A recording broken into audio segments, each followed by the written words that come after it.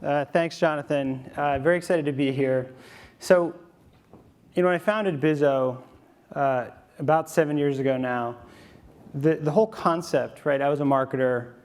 I was trying to be more effective in reaching my customers. I was trying to be more effective in putting the right messages and being relevant to my customers. But I couldn't find any great way to do it. And being an entrepreneur, I said, well, I'll fix that, right? I'll solve that.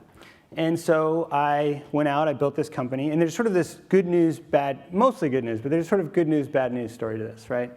The good news is we built this amazing company, and we grew it, and LinkedIn realized the power of what we were doing, the ability to create relevance for professional audiences, and they bought us. That was great news. The bad news is, though, these adopters, these sort of early adopters that were our customers, some of you are in the room, were a small subset of all of the marketers that are out there.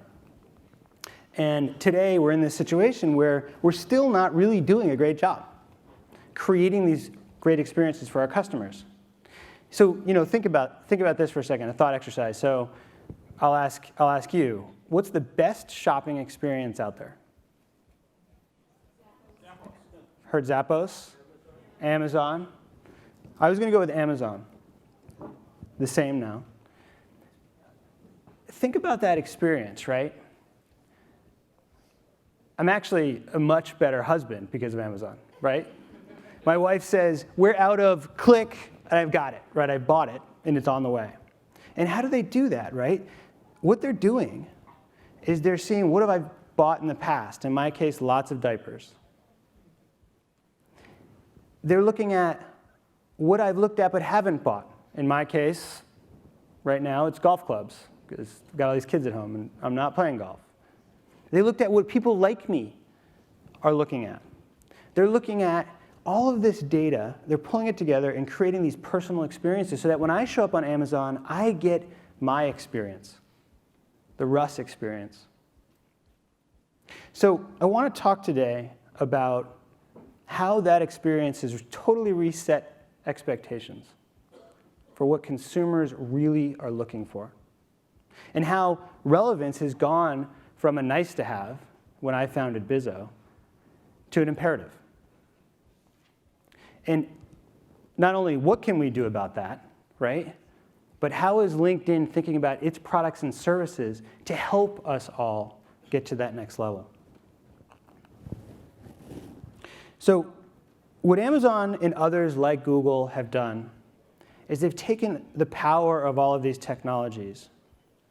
Think about the phone in our pocket, right? The fact that storage costs have gone down 100x in the last 10 years or so, right? 2.8 million x in the last 35 years.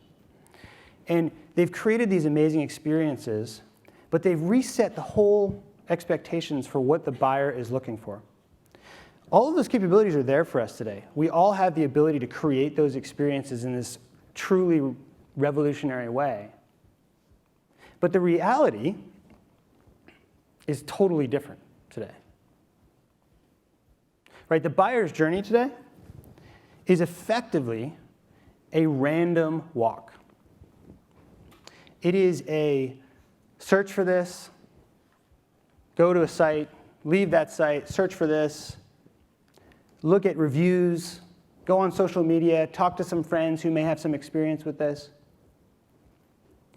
They're randomly walking around the internet until they get to some answer.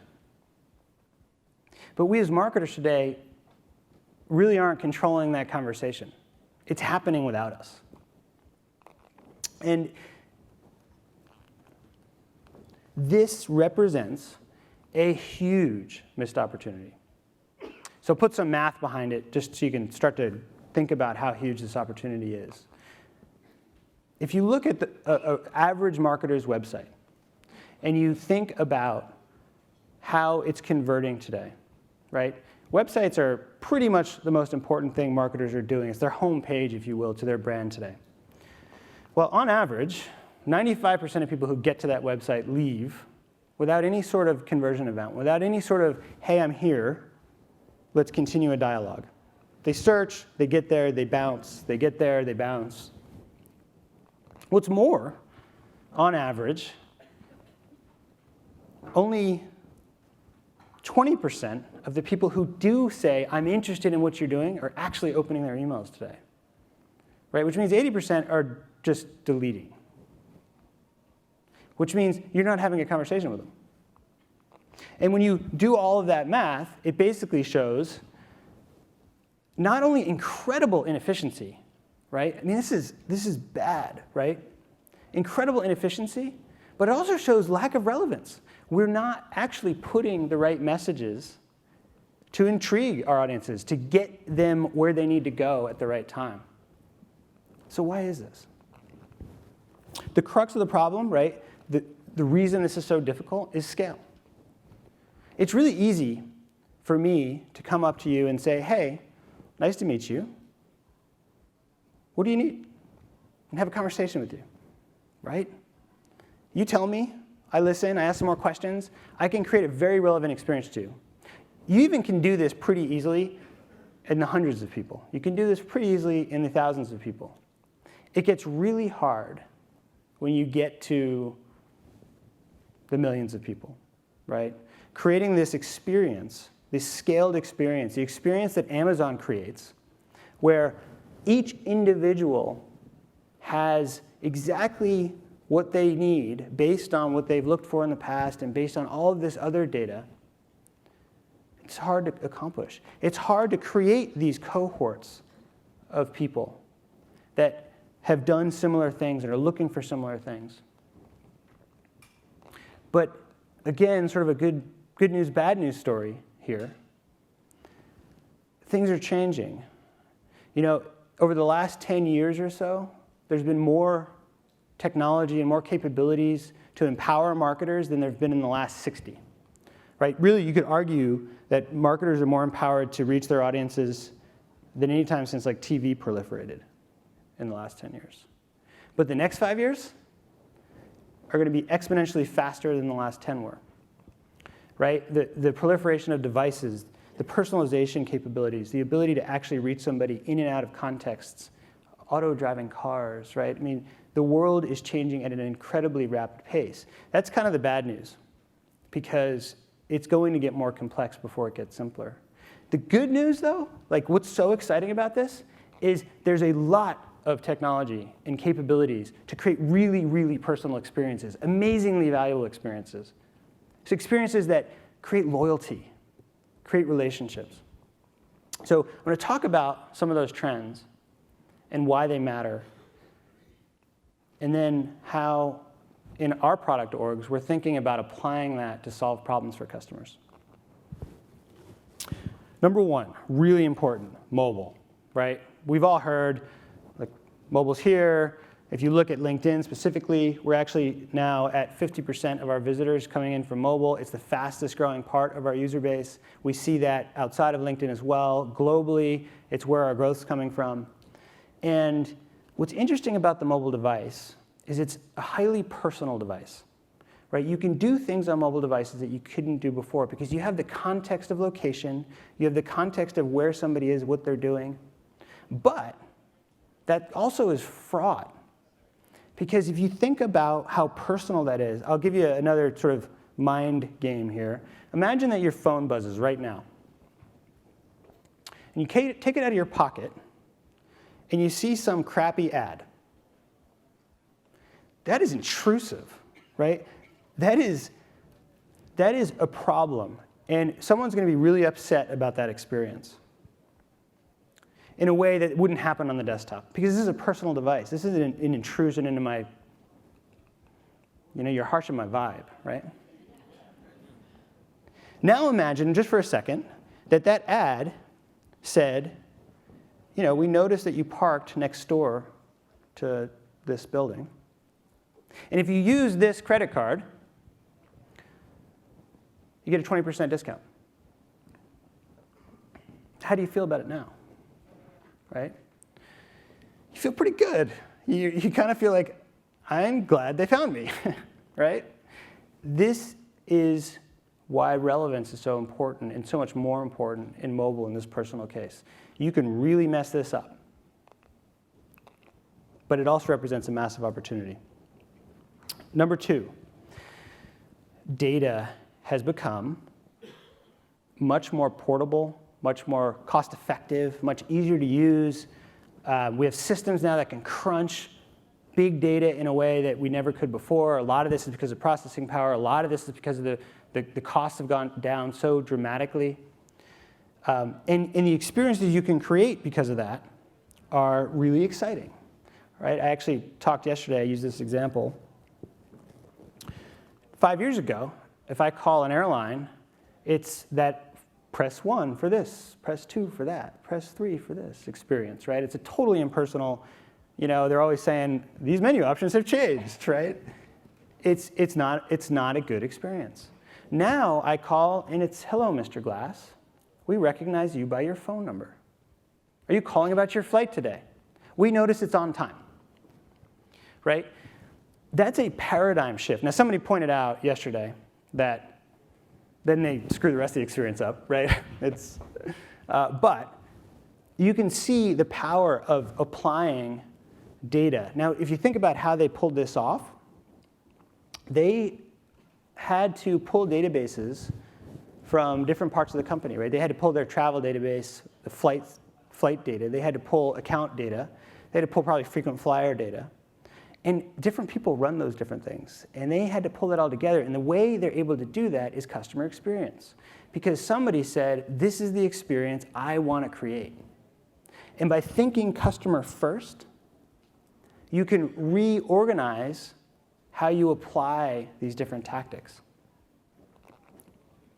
Number 3, we're seeing technology unlock this nurturing opportunity in a really exciting way. So, historically, we've seen marketing automation and sort of email platforms do some really interesting things, but that's now getting much more scaled.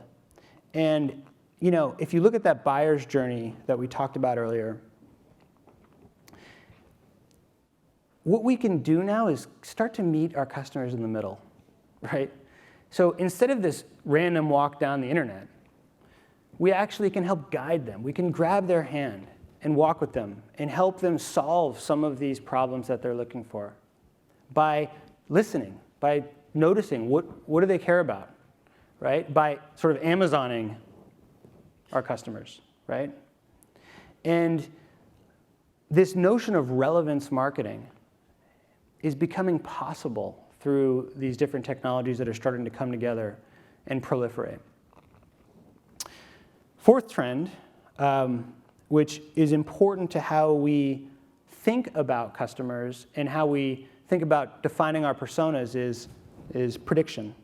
So two baseball characters, right? Yogi Berra is one of the greats.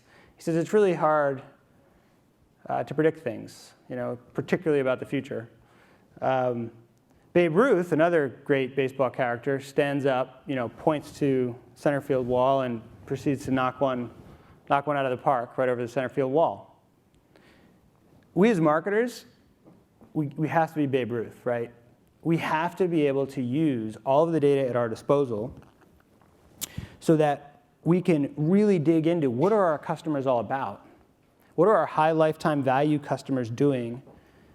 What do they care about? What are the commonalities between our high lifetime value customers and those customers that I'm going to target out there right now, so that it's just not a random sea of users, right? There's intelligence around this. There's efficiency to targeting the ones that have the opportunity to become high-value customers versus the sort of morass. And more importantly, the ability to create the right experiences for those customers through using predictive technologies and predictive capabilities. And we're seeing an amazing proliferation of these technologies right now. And this is all about data crunching at scale. As those technologies continue to get cheaper and cheaper over the next 5 years, this will be not only possible at the scale today, but at total web scale, right? And this will get easier and easier over time. The final trend I'll talk about before now, then talking about how we're thinking about all this and how we're thinking about integrating all these things together, is this fusion of advertising and marketing technologies, right?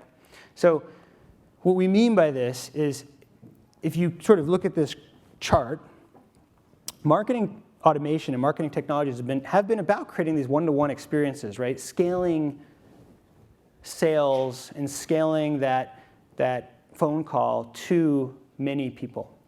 But it's still low scale. It's still in the world of sort of thousands, maybe tens of thousands.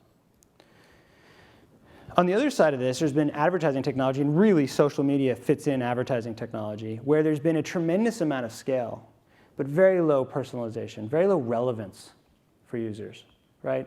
It's been broad buckets. Relevance marketing, this notion that we're thinking about, how do we tie all this together, gives you the ability to create these one-to-one experiences, increase the value of the relationships of your customers at scale, right? It's incredibly exciting. And with this, you also start to see the coming together of the sort of systems of record, your CRM systems, your sort of customer databases, and your systems of engagement, right? How do you actually reach out to them? And it's in bringing those systems together that a lot of these problems get solved, right? It's in bringing these systems together that you can actually accomplish these things that before seemed impossible when you think about the sort of organizational infrastructure that we have in our companies today. So this is the relevance imperative. This is what we believe is one of the most important trends of the next decade. And the way we're thinking about this at LinkedIn, and me in my product role, trying to solve these problems for our customers. And it starts with our audience, right? So when we think about what LinkedIn has become, and Jeff talked a lot about this morning, but it's this notion of a massively scaled professional audience, well more than half of the professionals on the planet, that are there to become better, become more successful at what they do. It's our publishing platform, our content platform, where people are coming, astonishing amount of content is being produced by our members. Over 1 million posts, about 10,000 posts a day at this point. And they're coming again to share knowledge and receive knowledge and interact. We want to take that base and become the most effective platform for marketers to engage with professionals. We want to help our partners, our clients, our customers reach out to their customers and be more successful with them, create these great experiences by virtue of us having this audience that we know a ton about, and helping combine that with all of the information that you all have with your customers, and using that in a smart way, in an intelligent way. So about 3 months ago, we launched our first big step in attacking this problem. We put a brand new suite of products together that were basically purpose-built for the different stages of the funnel that your prospects might be going through. Top funnel products like display advertising, mid-funnel engagement products like our sponsored content products, our sponsored email products, and then finally, our nurturing product, our product that takes all of this intelligence about what your customers and prospects need and pull it all together. Because we thought about, well, how do you really solve this problem? Like, what would a marketer want if they were to create these better experiences with their customers? Well, you'd want to be relevant early, right? First and foremost, like if you're not in the consideration set, you don't have a chance, right? Because the random walk down the internet ain't going to include you. So we have products to help be relevant early, to help make sure that this target cohort knows that you're around and that you can solve certain problems and knows what you're about as a brand. We said, what else would you want? You'd want to be relevant everywhere that buyer's journey might take place, increasingly mobile, but also on desktop. And you'd want consistency of those messages when you're on the desktop and when you're on mobile devices. Hasn't historically been easy. So we have products that are purpose-built to be able to continue that conversation both on and off the desktop. Things like persistent calls to action, where if you're on a mobile device, it's really hard to fill out a form. It's really hard to find buttons sometimes. We're going to help solve that for customers, right? Getting really down in sort of the tactical nature of how do you help people move through a process in a mobile device. What else would you want?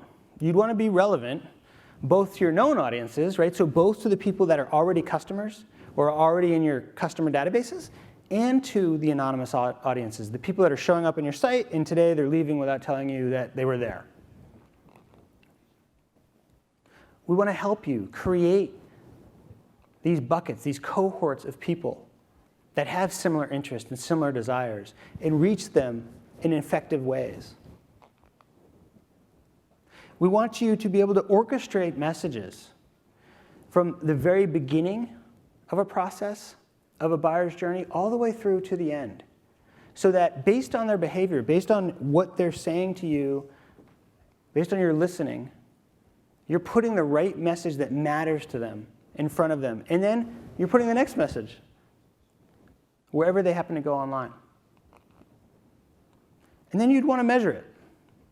Right? You'd want to be able to see, is this actually changing behaviors? Is this actually working?